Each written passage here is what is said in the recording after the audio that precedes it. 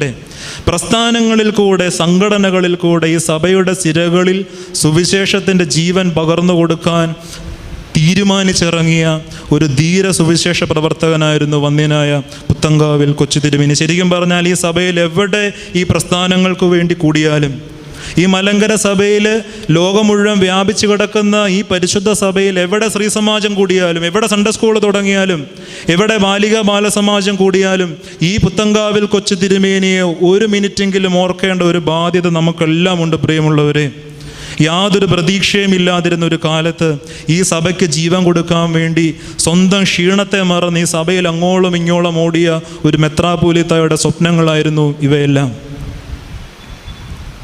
മറ്റൊരു ഇതളുകൂടെ പുത്തങ്കാവിൽ കൊച്ചു തിരുമേനി എന്ന മനോഹര താമര പുഷ്പത്തിനുണ്ട്. പുത്തങ്കാവിൽ കൊച്ചു തിരുമേനിയിൽ ഏറ്റവും വലിയൊരു നമ്മൾ മാതൃകയാക്കേണ്ടതായ ഒരു സ്വഭാവം